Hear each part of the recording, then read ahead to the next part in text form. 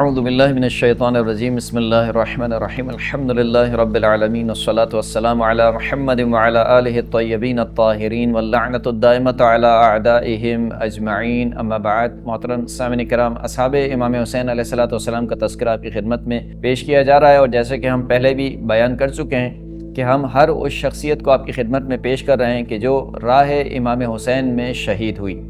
چاہے وہ کربلا میں موجود ہو یا کربلا میں موجود نہ ہو۔ انہی میں سے ایک شخصیت جن کا نام حنظلہ بن مروہ حمدانی ہے،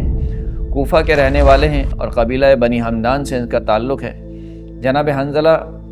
وہ شخصیت ہیں کہ جنہوں نے صرف 25 سال کی عمر میں جام شہادت نوش کیا، اور کس طریقے سے شہادت پائی کہ جناب مسلم کا ساتھ دینے والوں میں سے ہیں، لیکن دیکھتے ہی دیکھتے کیا دیکھتے ہیں کہ کوفہ والے جو صبح تک جناب مسلم کا نعرہ لگا رہے تھے، جناب مسلم کے ساتھ تھے،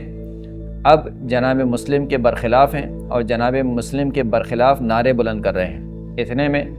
جناب حنظلہ دارالامارہ سے نزدیک ہوتے ہیں تو کیا دیکھتے ہیں کہ جناب مسلم کا سر ان کے تن سے جدا کیا جاتا ہے اور ان کے لاشے کو دارالامارہ سے نیچے پھینکا جاتا ہے۔ یہ سب کچھ دیکھ کر جناب حنظلہ کا خون جوش مار رہا ہے، اور وہ سخت غصہ ہو رہا ہے ان کوفہ والوں پر کہ یہ کیسے بے وفا لوگ ہیں کہ صبح تک جناب مسلم کا ساتھ دینے والے تھے، جناب مسلم کے ہاتھ پر بیعت کرنے والے تھے، اور اب جناب مسلم کی شہادت کا تماشا دیکھنے والے ہیں۔ یہی نہیں بلکہ جناب مسلم کے پیروں میں رسیاں باندھ کر ان کا لاشا کوفہ کی گلیوں میں پھرایا جاتا ہے۔ یہ دیکھ کر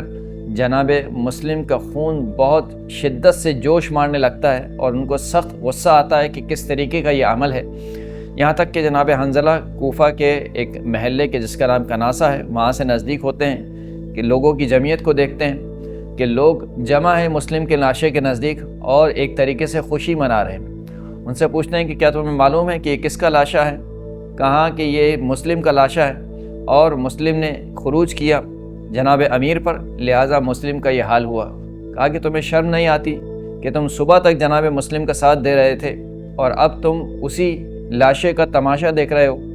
اتنے میں وہ لوگ کچھ اور باتیں کہتے ہیں کہ جن سے جناب حنظلہ کا خون کھول جاتا ہے، یہاں تک کہ جب صبر کا پیمانہ لبریز ہو جاتا ہے تو ایک مرتبہ جناب حنظلہ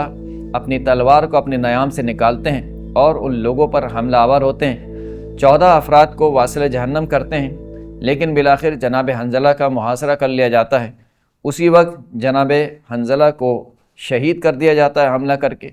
اور سعادت یہ ملتی ہے کہ جہاں پر ایک طرف جناب مسلم کا لاشا پڑا ہے، ایک طرف جناب ہانی کا لاشا پڑا ہے، ان دو لاشوں کے ساتھ ایک تیسرا لاشا جناب حنظلہ بن مروہ حمدانی کا بھی شامل ہو جاتا ہے۔ جناب حنظلہ کا سر کاٹا جاتا ہے، اور اسی طریقے سے جس طریقے سے جناب ہانی اور جناب مسلم کے پیروں میں رسی ڈال کر کوفہ کی گلیوں میں پھرایا جاتا ہے،